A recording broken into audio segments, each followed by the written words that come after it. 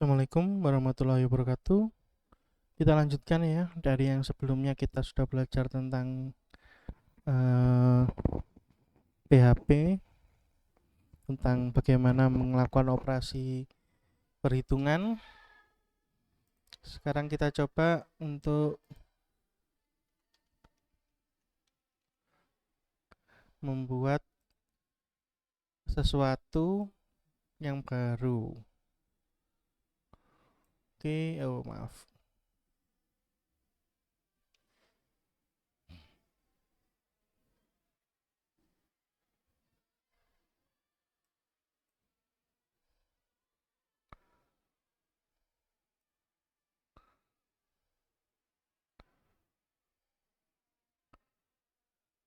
Sukanya kok otomatis.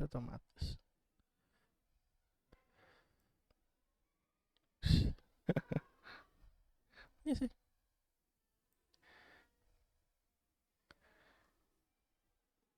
Ganggu.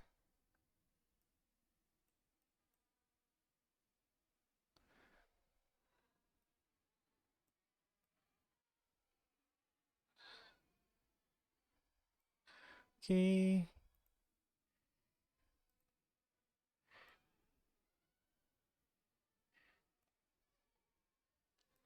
ya sudah membuat filenya. Yang kita butuhkan sekarang kita kasih kode HTML seperti biasa ya.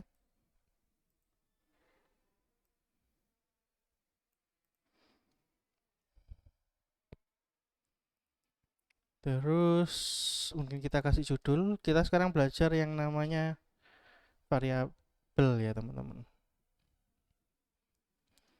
Variabel itu apa? Variabel itu tempat penyimpanan data. Kemarin kita belajar data itu ada string, ada boolean, ada angka atau number, dan seterusnya. Nah, kita belajar sekarang bahwa data itu bisa disimpan. Nah, tempat penyimpanan itu ada yang selamanya gitu ya, atau permanen, anggap aja permanen, disimpan ke dalam file gitu. Yang kemudian file tersebut bisa dibaca menggunakan sebuah software. Misalnya aja disimpan ke dalam notepad gitu ya, bisa ya. Jadi data itu bisa disimpan ke dalam notepad, bisa disimpan ke dalam database dan lain-lain. Nanti bentuknya seperti apa ya, biasanya dalam bentuk file yang bisa dibaca oleh, kalau notepad ya biasanya dibaca oleh notepadnya Microsoft misalnya. Kalau database ya mungkin bisa dibaca oleh eh, software database tersebut, misalnya MySQL, terus Oracle dan lain sebagainya. Nah, sedangkan kalau ini variabel itu disimpan di mana? Variabel itu disimpannya di dalam yang namanya memori ya teman-teman. Kalau di komputer memori itu ada yang namanya RAM itu ya.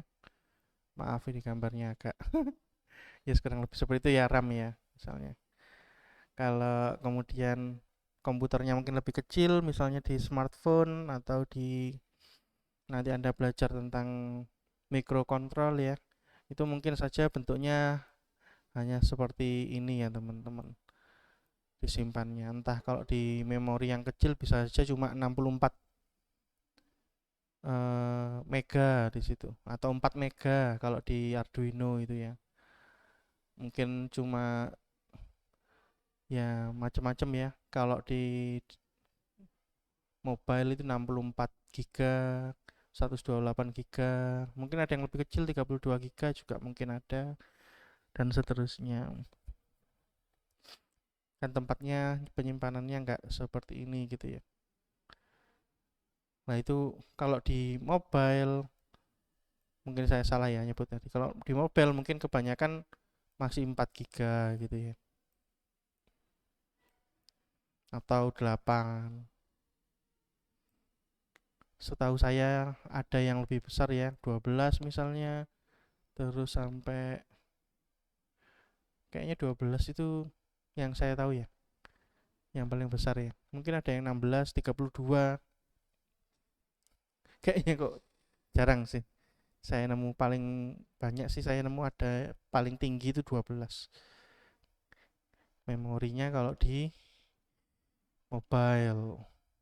Kalau di Arduino itu cuma 4 mega. Jadi bedanya jauh ya. Nah, ini ketika disimpan di sini, di tempat penyimpanan, dia nyimpannya, mungkin Anda bisa lihat ya, memory address. Jadi ketika disimpan itu dikasih alamat teman-teman, biar apa? Biar bisa dilihat lagi. Jadi nggak cuma disimpan saja, tapi bisa dilihat lagi nanti yang disimpan itu apa. Percuma kan disimpan terus nggak bisa dilihat. Nah, ini bisa teman-teman lihat nih bagaimana cara nyimpannya.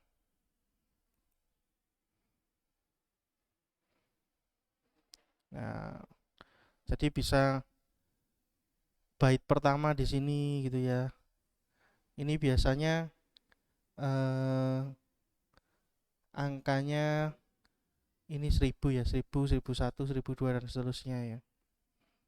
Gitu. Jadi disimpan di dalam memori yang punya alamat yang mana satu memori ini satu tempat penyimpanan ini mungkin kapasitasnya nggak apa ya, nggak memenuhi kebutuhan kita.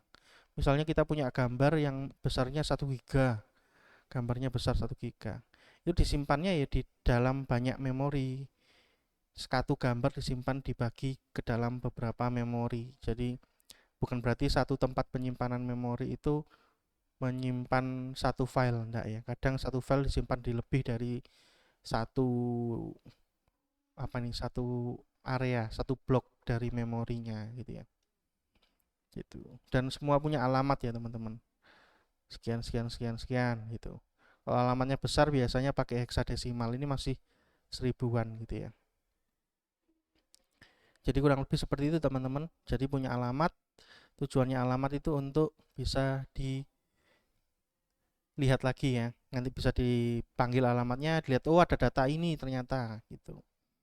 Nah, kalau di dalam bahasa pemrograman yang levelnya sudah tinggi itu bisa menggunakan bahasa yang dipahami manusia. Contohnya ini variabel ya teman-teman. Jadi variabel itu kita kasih nama. Nama variabelnya misalnya nama gitu ya. Gitu. Jadi ketika kita kasih variabel di PHP nama, nah nama ini ternyata dialokasikan di dalam tempat tadi ya.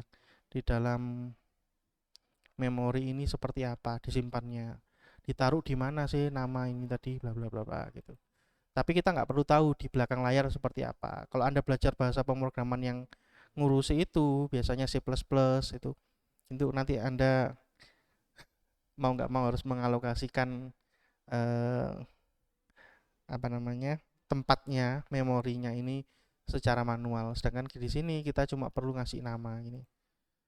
Nama dari variabelnya adalah nama, misalnya uang. Nah, misalnya seperti itu. Jadi variabel itu kalau di PHP itu penamaannya selalu dimulai dengan dolar ya teman-teman.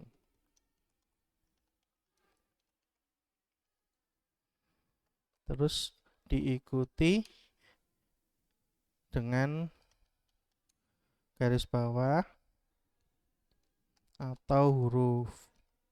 Hurufnya itu boleh kecil ya teman-teman, boleh besar. Jadi mau seperti apa silakan gitu ya. Jadi ini contohnya yang di atas nama sama uang itu. Kemudian setelah ini diikuti dengan garis bawah maupun huruf, berikutnya apa? Berikutnya bisa diikuti dengan macam-macam teman-teman. Bisa garis bawah, bisa huruf, bisa angka. Jadi ketambahan satu lagi ya teman-teman. Angka. Nah selain ini berarti nggak boleh ya teman-teman. Jadi apa yang nggak boleh ya, garis bawah nggak boleh, tanda ini nggak boleh, tanda dolar lagi boleh nggak, dolar lagi kayaknya kok nggak boleh tanda ampersand kayak gini juga nggak boleh. Jadi ya seperti itu teman-teman. Jadi yang perlu diperhatikan yang pertama ini pasti dolar, yang kedua ini boleh garis bawah, boleh huruf gitu ya. Berikutnya baru silakan mau Anda kasih apa nih. Kecuali yang ini ya. Jadi boleh angka, boleh huruf. Jadi kurang lebih seperti itu teman-teman. Penamaan dari variabel. Variabel itu tujuannya dikasih nama sama kayak tadi memori dikasih address ya.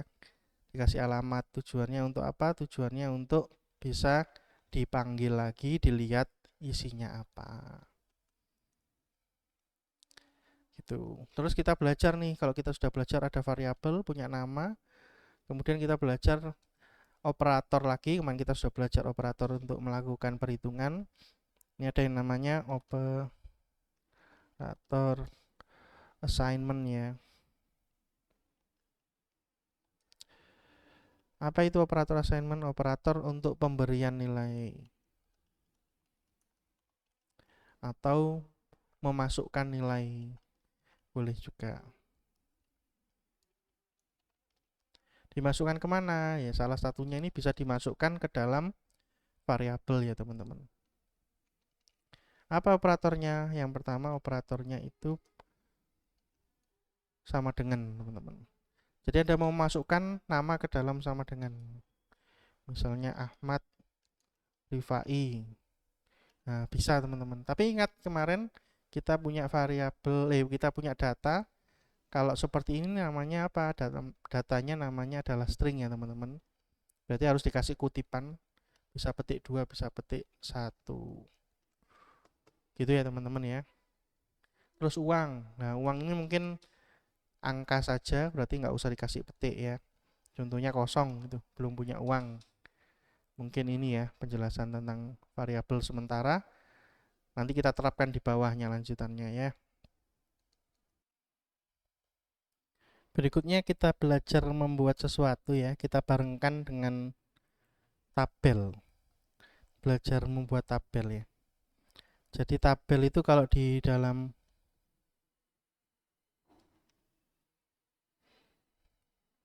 HTML itu ditulis di dalam tag ini ya teman-teman. Jadi tabel. Lah, oh nanti aja deh. Nanti ya kita biar tahu bedanya. Terus tabel itu juga bisa di dalamnya dibagi jadi 3 bagian ya. T-head,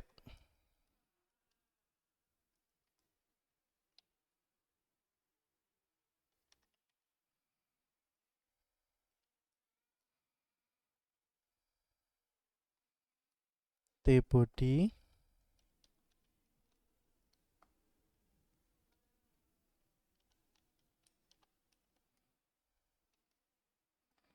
terus ada juga yang namanya T-foot.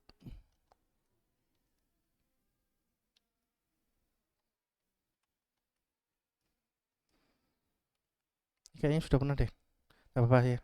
Kalau sudah pernah ya saya ulangi deh. Sehingga saya sudah pernah ya. Jadi ini kalau T-footnya saya pindah ke atas juga dia tetap munculnya di bawah nanti ya. Jadi urutannya pasti head dulu, body sama foot. Jadi kalau meskipun Anda bolak-balik ini nanti head ini tetap muncul duluan, kemudian body baru terakhir footnya ya. Contohnya kalau T-head ini saya isi dengan judul dari kolom-kolomnya, jadi TR baris pertama ya, TD misalnya kegiatan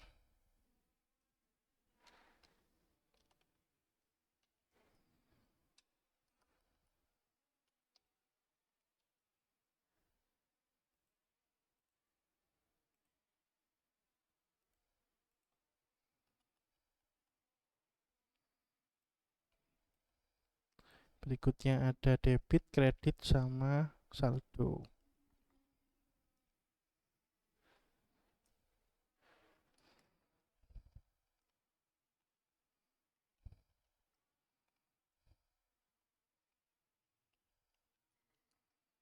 Oke, kita jadi head ya.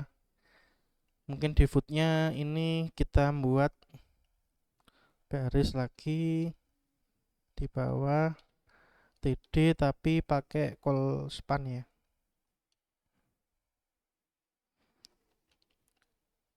Apa enggak usah deh.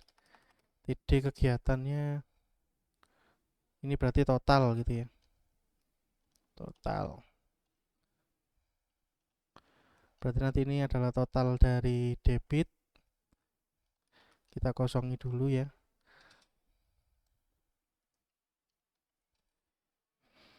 Total debit, total kredit sama total dari saldo. Saldo ya bukan total ya. Berarti saldo akhir gitu ya. Di sini saldo akhir nanti. Tapi memang ini lebih bagus di bawah ya daripada di atas. Soalnya kalau di atas ya agak bingung ngitungnya gimana long, belum selesai dimasukkan kok sudah tiba-tiba ada hitungan hasil akhirnya ya agak aneh. Tapi ini buat percobaan aja bahwa Tfood ini munculnya di bawah, benar apa salah. Nah, jadi ini ya totalnya muncul di bawah meskipun dituliskan lebih dulu. Gitu ya. Saya kembalikan ke bawah ya. Oke, kurang lebih seperti itu. Terus kita nyoba menuliskan. Mungkin sebelum tabel ini kita kasih H1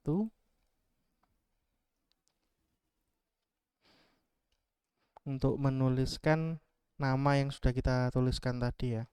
Di atas ini Ahmad Rifai. Jadi ini misalnya tabungan dari siapa? Tabungan dari Ahmad Rifai. Nah, nulisnya gimana di sini? Lah kemarin di materi sebelumnya kita sudah belajar yang namanya Eko ya. Eko itu adalah kode PHP, berarti kita harus nulis PHP seperti ini ya. Pastikan antara Eko dengan PHP ini ada spasinya ya teman-teman. Kalau nggak ada spasinya, ya bahasa pemrogramannya bingung. Ini apa PHP Eko ini? Kan nggak ada perintah PHP Eko, adanya PHP ini sendiri, Eko sendiri, gitu ya. PHP kalau Ekonya ini karena bisa dikasih petik, ya nggak apa-apa. Tapi kalau nggak dikasih petik ya kasih ono spasi ya sebelum kita tuliskan, misalnya dolar nama. Jadi kita panggil nama dari variabelnya ya, untuk melihat isinya apa. Itu nanti akan muncul isinya harusnya ya. Kita coba jalankan. Ya, tabungan dari Ahmad Rifai misalnya. Jadi kurang lebih seperti ini ya untuk menampilkan bisa pakai Eko yang kita pelajari di pertemuan sebelumnya.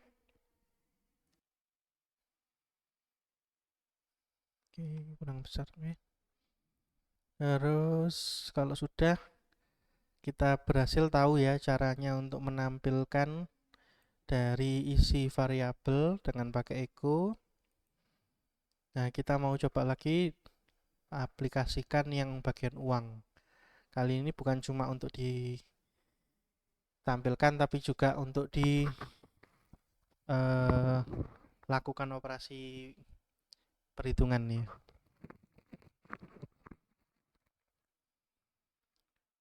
Jadi misalnya di dalam T-body ini kan ya, kita mau isi misalnya kegiatannya apa? Mungkin saldo awal. Oke, kurang maju TR-nya. Terus mungkin dapat debit 500 gitu ya. Kreditnya kan kosong ya. Kalau debit ya debit aja, kredit ya kredit aja. Saldonya berarti berapa? Nah, ini saldonya ini kita tuliskan pakai PHP tadi ya.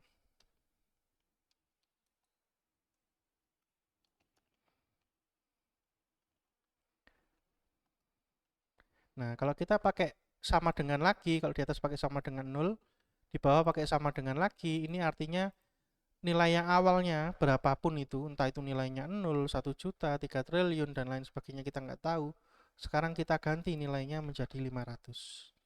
Jadi assignment, ya, operator assignment tadi, itu selain memasukkan nilai, juga mengganti nilai. Jadi nilai yang baru ini 500 menggantikan nilai yang lama, entah nilai yang lama itu apa.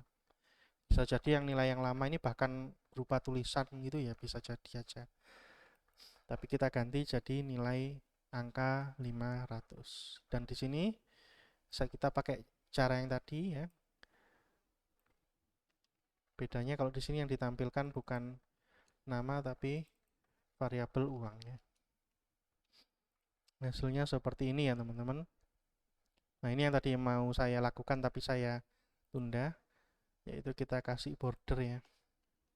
Jadi border ini kalau di dalam HTML agak terbatas ya.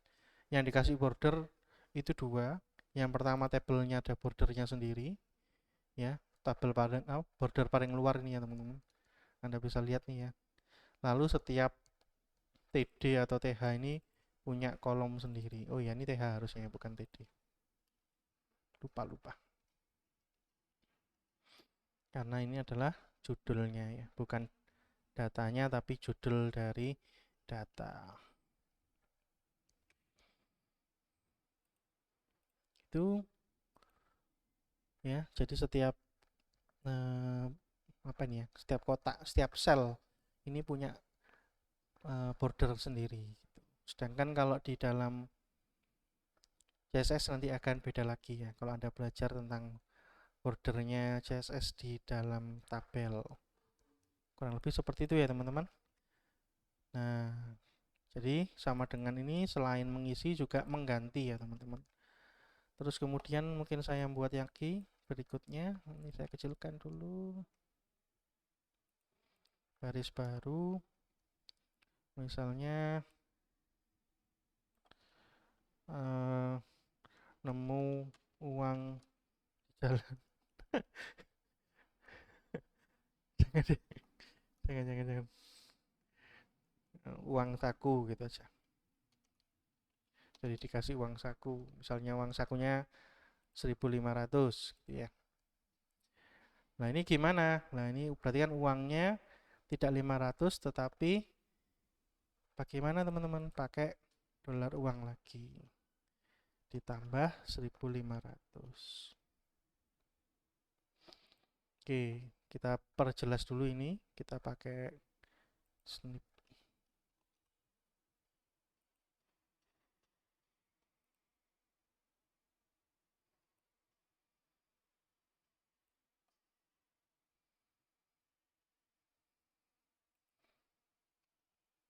Oh, sudah berapa ini? Oke, kita perjelas di sini. Jadi, karena nilainya uangnya 500 ya di sini. Anda lihat ya, di sini uang itu nilainya adalah 500. Berarti ketika kita panggil seperti ini, nilai uang yang di kiri ini sebelumnya sama dengan, ini belum tahu berapa, masih tanda tanya ya. Berapa? Tapi kita tahu nih uangnya yang di setelahnya sama dengan ini adalah 500. Dapat dari mana ini? Dapat dari nilai uang sebelumnya. Jadi nilai uang sebelumnya ditambah 1.500 jadi masuk ke dalam sini ya. Jadi 1.500 ditambah 500 yang ini.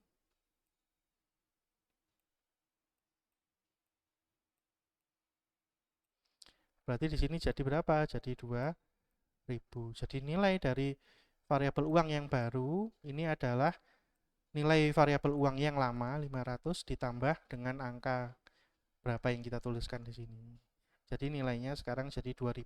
Kurang lebih seperti itu penjelasannya ya teman-teman. Jadi kita bisa merubah nilai yang lama.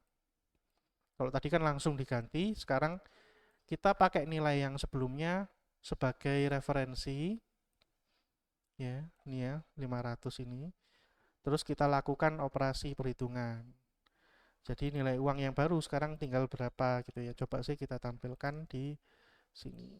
Nah, berarti uangnya sekarang 2.000 nih ya teman-teman. Benar ya? Jadi 500 yang lama ditambah 1.500 jadi 2.000. Gitu teman-teman. Tolong dipahami ya yang seperti ini. Kalau Anda masih bingung bisa diulang-ulang.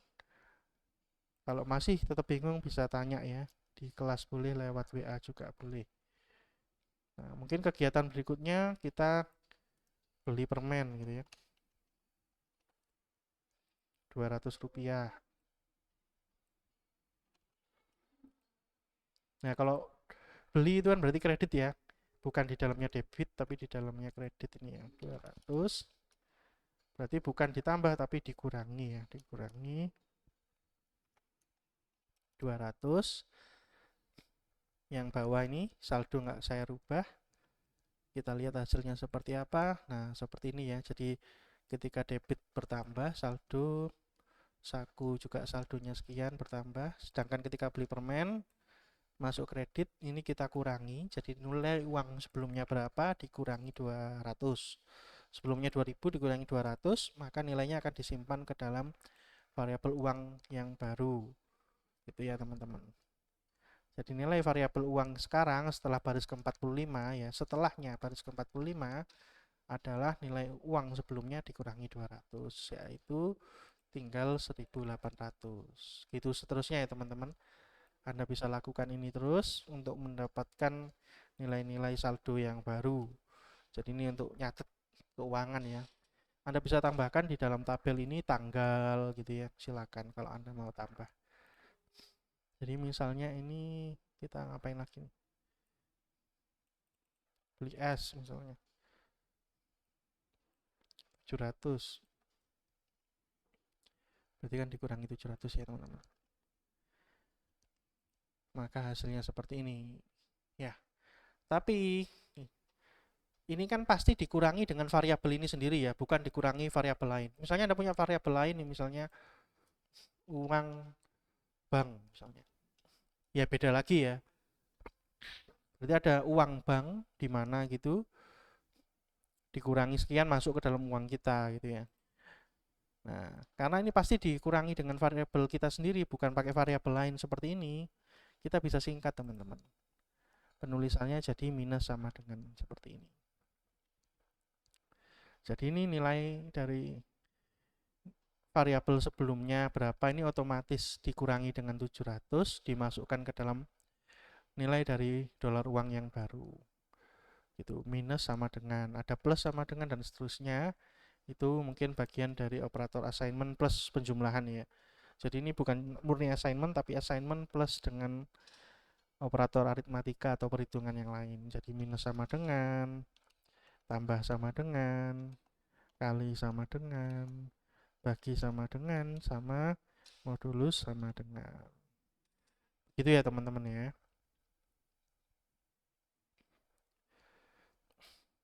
Kalau yang jumlah kita coba juga. Misalnya ambil dari ATM debit ya. Misalnya 50.000 tambah sama dengan 50.000. Oke, jadinya seperti ini ya teman, 50.100. 51.100. Gitu ya. Jadi bisa pakai tambah sama dengan, kurang sama dengan, dan seterusnya.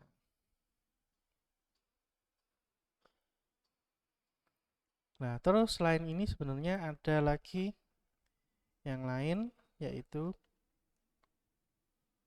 ini teman-teman. Misalnya tambah 1 rupiah. Kita bisa menambahkan angka 1 ke dalam sebuah variabel ya, tanpa menuliskan seperti ini ya, tanpa seperti ini. Jadi kita tinggal menuliskan plus gini ya teman-teman. Pertanyaannya adalah apakah muncul? Kita coba ya. Oke, muncul 1 rupiah ya.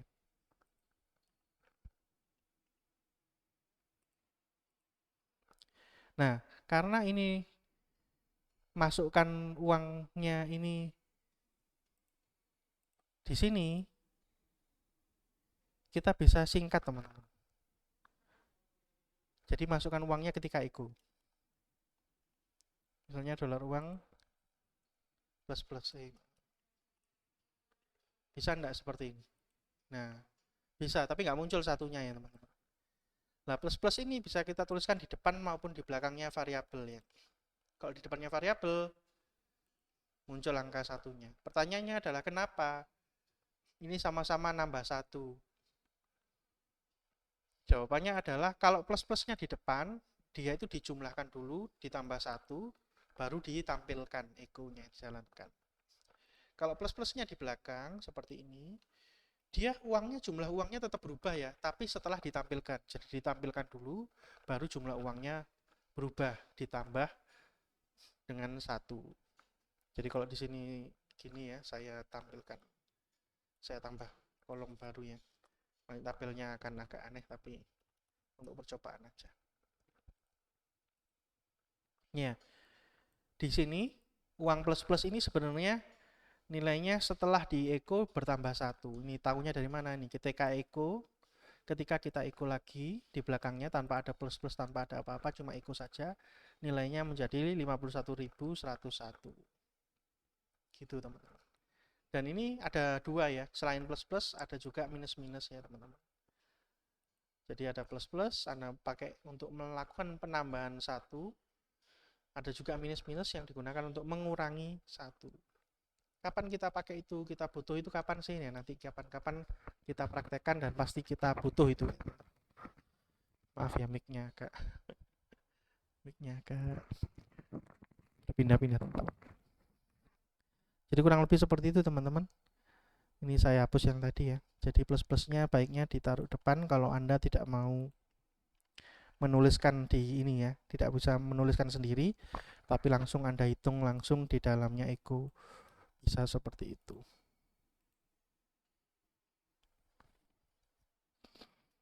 Mungkin itu materinya ya teman-teman. Jadi ada plus-plus dan minus-minus, jangan lupa. Jadi ada assignment, lalu ada assignment plus operator perhitungan. Itu materinya. Saya akhiri sampai di sini. Wassalamualaikum warahmatullahi wabarakatuh.